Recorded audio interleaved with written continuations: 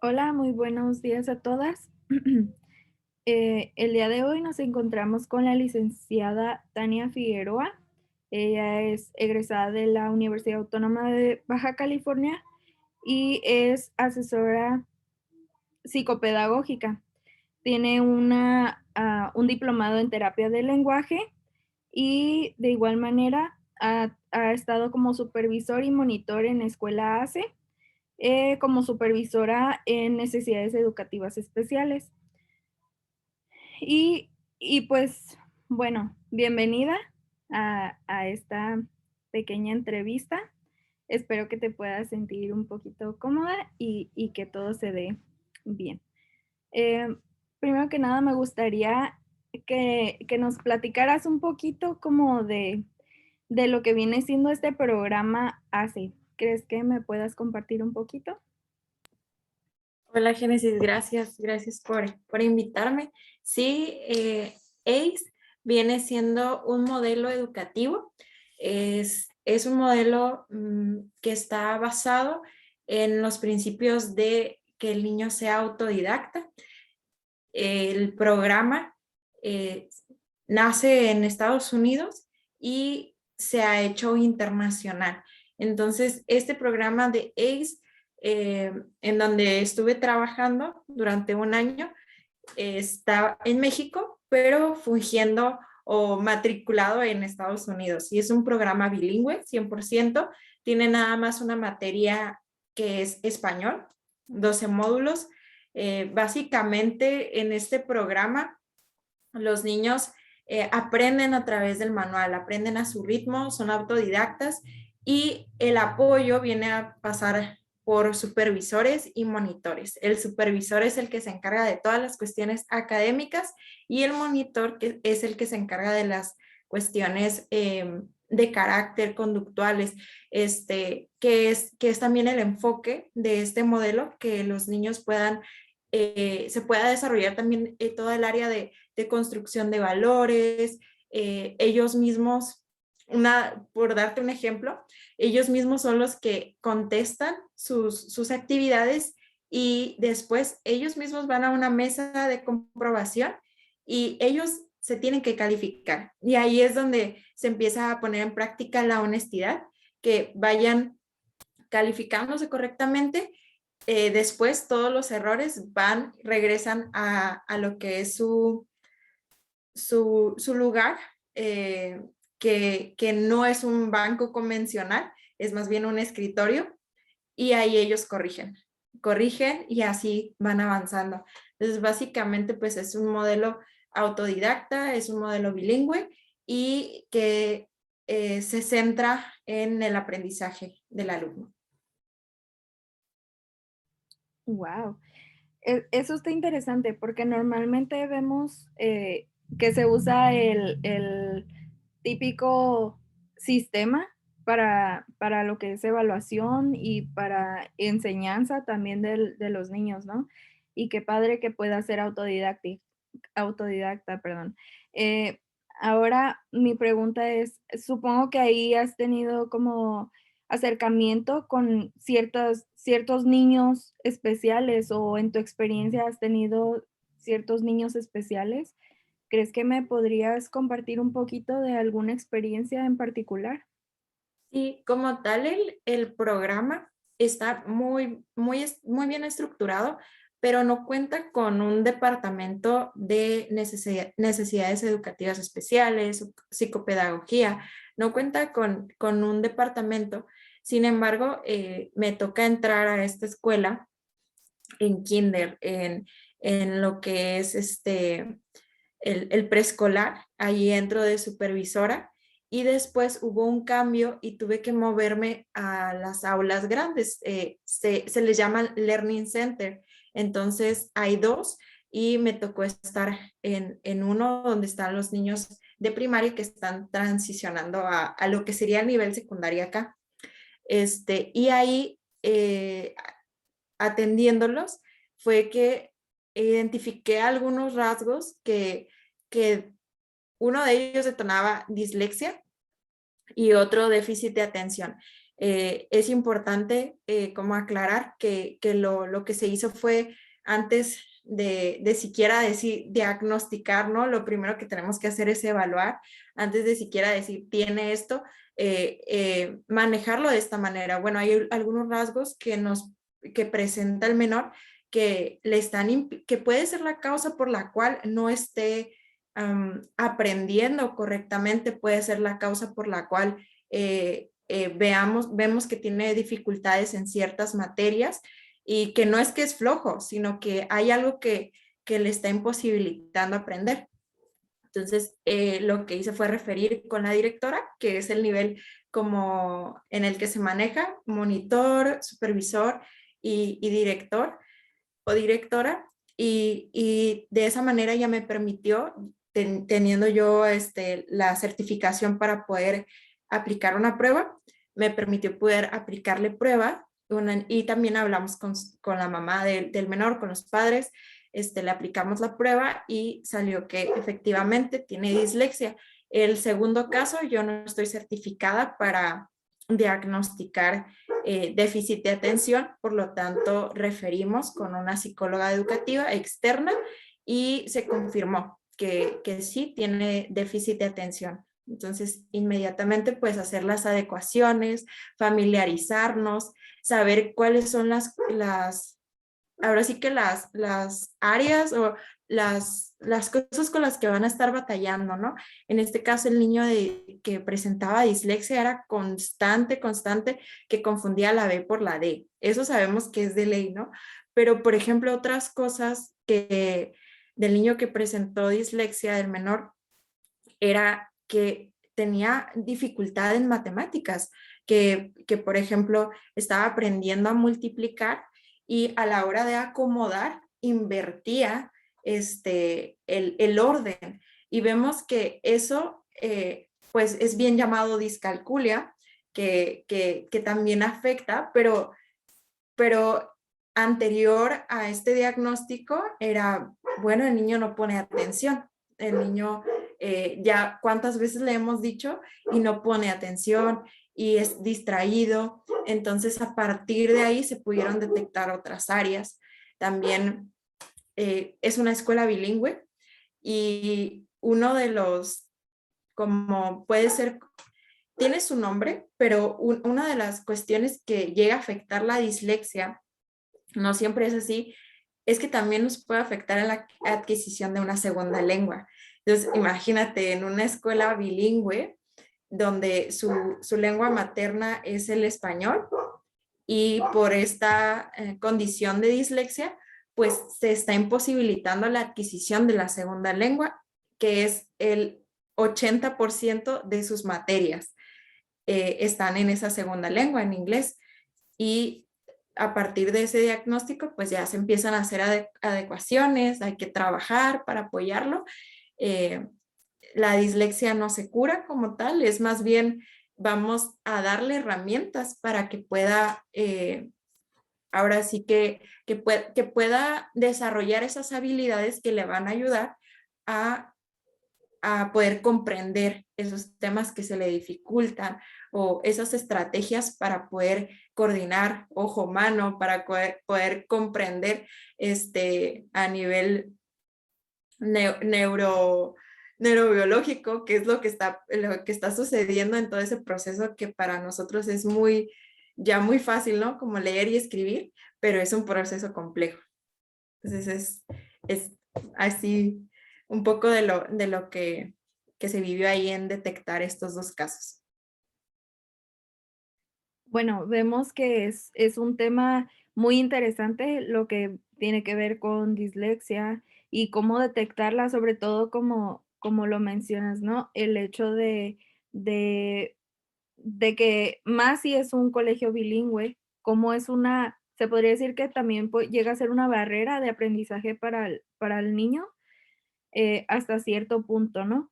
Entonces, ¿tienes alguna experiencia que pudieras compartir? Porque a veces los padres de familia también llega a ver esta parte donde a lo mejor no ponen tanto de su parte o no sé si a ti te tocó que si había apoyo por parte del padre de familia o algo así.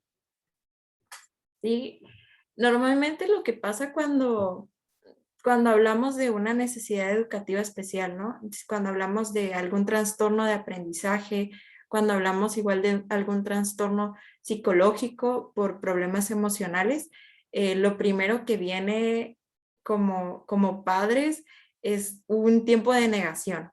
Eh, es difícil como padres aceptar que tu hijo está teniendo condiciones que requieren atención extra a lo que, digamos, se esperaba a su edad.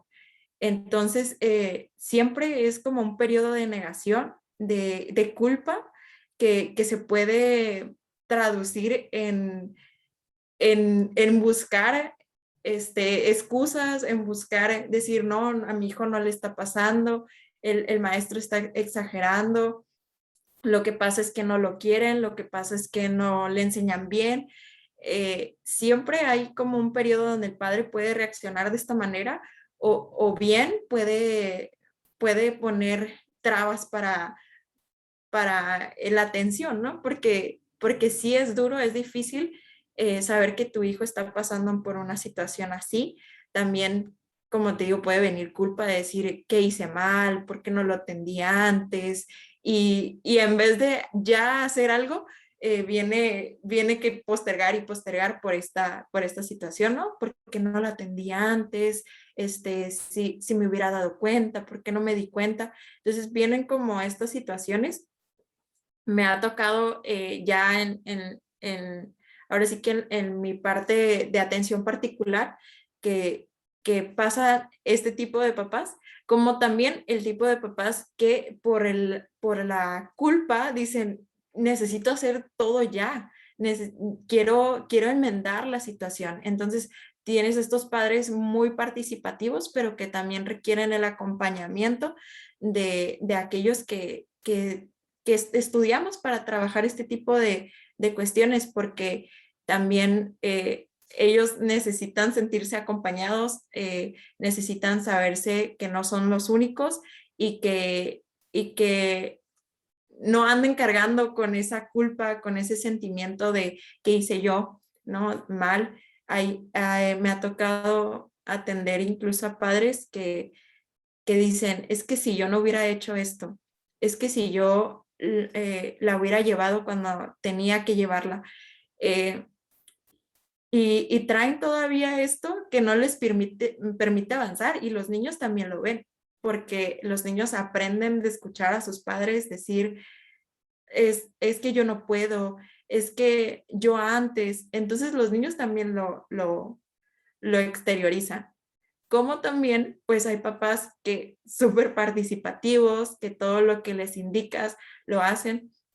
Me ha tocado los tres casos y creo que en los tres lo importante es que podamos saber esto, ¿no? Que no tomemos personal como profesionistas, maestros, ahora sí, que todos los que vamos a involucrarnos en ese proceso de educativo, que no lo tomemos personal, porque necesitamos tener esa empatía y saber que a lo mejor el papá no colabora como esperamos, pero ellos también necesitan que les enseñemos en este proceso, ¿no? Ellos también necesitan apoyo. Y si el papá, vemos de plano, no colabora, tampoco tomarlo personal de que sea nuestra carga, sino, bueno, sería excelente que tuviéramos al papá y al hijo, pero si no tenemos al papá, vamos a hacer lo que sea por el estudiante, vamos a hacer lo que sea por nuestro asesorado, por este menor que nos necesita, por este menor que necesita apoyo para poder desarrollarse integralmente. Creo que esa es como la experiencia, lo que he vivido. A veces sí hay que aprender que hay que llegar hasta donde nos dejen llegar y descansar y dar lo mejor por el niño, que sí lo tenemos en este momento con nosotros, que podemos intervenir de alguna manera Y por otro lado, también ser sensibles a la necesidad de los padres, también al proceso que están viviendo ellos, porque van a pasar un proceso de negación, un proceso de culpa después de negación y un proceso después de aceptación y de, bueno, ¿qué sigue? Y eso nos puede ayudar a ser conscientes también de ello, porque muchas veces eso nos puede desanimar, que un padre no, digamos, oye, es su hijo, porque no está al pendiente de él o porque no quiere colaborar, pues sepamos que también es un proceso para los padres y hagamos lo que está en nuestras manos. Creo que en eso he aprendido en este tiempo, como aprender a descansar en eso. Al final, lo que podamos hacer va a ser de suma importancia para el niño, porque anterior a esto no se ha hecho nada. Entonces, lo que sea que podamos hacer va a ayudar al menor. Creo que sí es súper interesante lo que se menciona, ¿no? Porque vemos que sí, constantemente hay, hay una gran cantidad de niños que sufren diferentes, ahora sí que situaciones educativas, pero sobre todo cuando ya se trata de alguna necesidad educativa en especial o así, es complicado en esta parte, ¿no? Porque pues que papá no quiere que su hijo.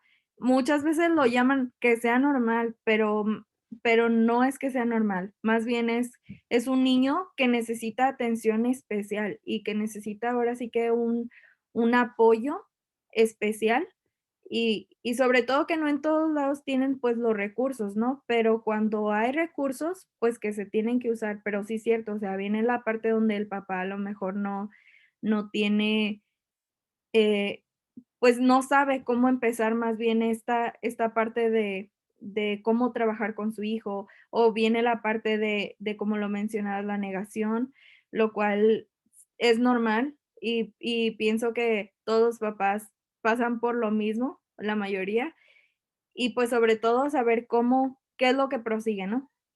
Entonces, por esta misma parte me gustaría preguntarte, por último, ¿tú qué recomendarías o cuál sería el paso a dar así principalmente? Ya una vez que pasa la negación, ya una vez que pasa esto de aceptarlo y de que quiere trabajarse, okey, ¿cómo podríamos como ahora sí que trabajar con el niño? ¿Empezar desde dónde? O pues, más que nada esto, como, ¿qué recomendarías tú que se hiciera despuesito de detectar al niño y decir: "Okey, tienes dislexia, tienes, hiperactividad, pero, ¿cómo te ayudo?"?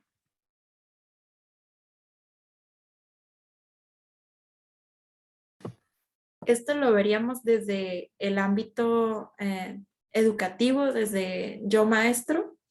Sí, así es. Am, Creo que lo importante ya, si nosotros ya detectamos rasgos en el menor, ¿no? En el alumno, lo importante va a ser referir y que nos puedan dar un diagnóstico certero, porque eso va a ser clave, porque hoy día es cierto, tenemos mucha información, pero no toda la información es veraz, ¿no? Con la que encontramos en redes. Y también estas estos nuevos, como, bueno, estos trastornos que estamos viendo como déficit de atención, que hoy día vemos más información al respecto, Asperger, vemos mucha más información que la que teníamos hace algunos años. eh, Hay estudios y hay diagnósticos y hay pruebas especializadas para eso que las tiene que aplicar a un profesional. Entonces, creo que el paso uno va a ser referir, porque nos podemos encontrar con muchos niños que porque no están quietos, porque no nos hacen caso, porque no terminan sus trabajos, uy, ya tiene déficit de atención, cuando esos rasgos pueden ser de un niño sano, normal, por decirlo así, de un niño sano que a lo mejor no le interesa la clase, que a lo mejor no está motivado para aprender o que está pasando dificultades en casa, ¿no? Entonces, lo importante es que podamos referir con un profesional, ya que tengamos el diagnóstico, y ahí vamos a ver la condición de la institución como de los padres, ¿no? Va a haber padres que para sustentar un particular, no todas las escuelas en México tienen un departamento psicopedagógico o de psicología educativa, entonces no todas las instituciones vamos a poder mandar al niño a que el psicólogo pueda hacer la evaluación. Entonces, también tenemos que ver la condición de la familia, si tiene la condición para pagar un profesionista o buscar una institución alterna, ¿no? Que sea gratuita. Primer paso, referir. Segundo paso, ya que tenemos el diagnóstico, como maestros, lo importante va a ser empaparnos y aprender todo sobre esa condición. La siguiente es que podamos evaluar, o sea, todos estos diagnósticos que hacemos al inicio, mediante, parcialmente, todos esos diagnósticos que hay que hacer, hay que verlos como esa información que nos va a enriquecer, no solo en forma de calificación, no solo decir, este niño lleva 5, 4, 6 o 10. Va a ser un diagnóstico donde nosotros podemos detectar cuáles son sus áreas que potenciar, sus áreas de necesidad, cuáles son sus deficiencias y cuáles son sus aptitudes, para poder ahora sí que planear de acuerdo, conscientes de las dificultades que tiene por ya sea el trastorno, ya sea la discapacidad, conscientes de eso, pero también conscientes de lo que este individuo necesita, porque podemos tener niños con déficit de atención, pero no todos batallan en las mismas áreas en cuestión del currículum académico, no todos batallan en matemáticas, no todos batallan en seguir órdenes, en gramática, entonces necesitamos revisar dónde está mi niño y cuál es su atraso, ¿no?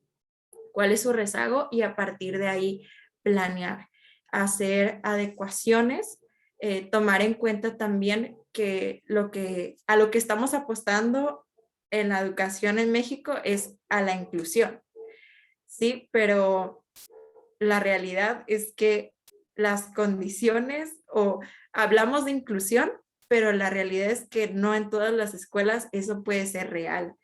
Y tenemos a niños que a lo mejor ya no reciben su atención aparte dentro de la escuela, porque lo que queremos es que nosotros nos adaptemos a ellos.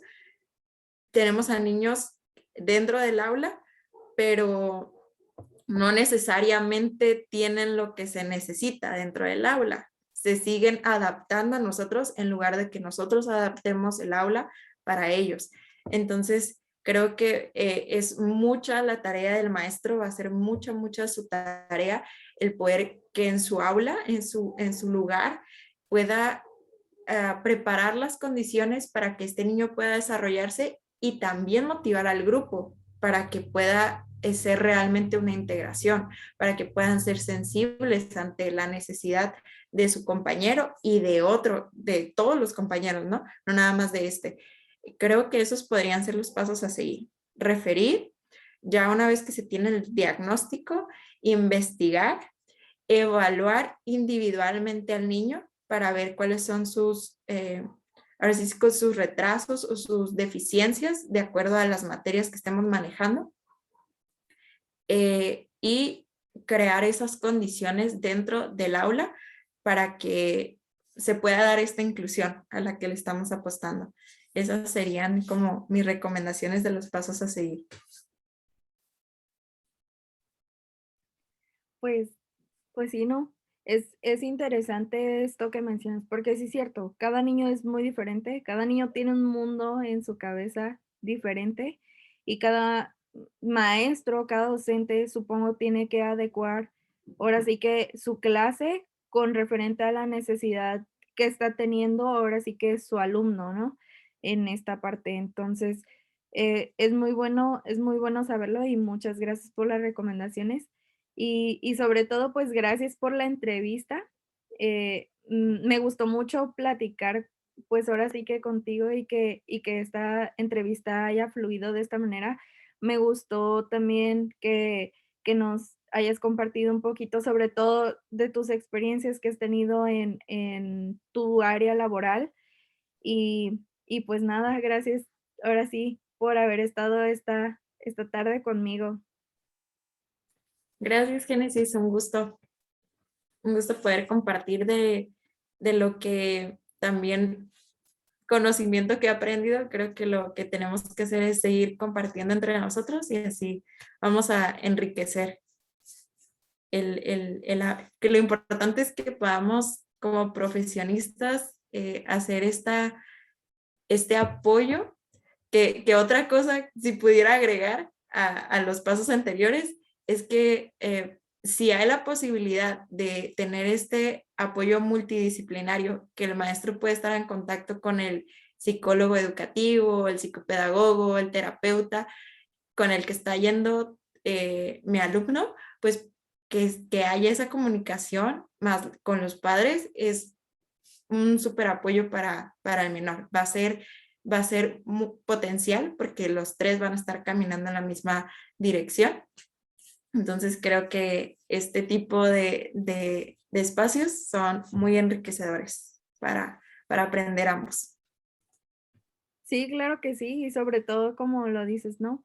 Qué mejor que tener como esa comunicación, armonía y sobre todo guiar al alumno, pues, por el mismo camino, los 3 para que sea más beneficioso para el mismo alumno, ¿no? Más enriquecedor para su conocimiento y, pues, sobre todo en cuanto a sus técnicas, a sus estrategias que puedan ser guiadas todas por el mismo camino y va a ser aún mejor tener un resultado mejor sobre el alumno.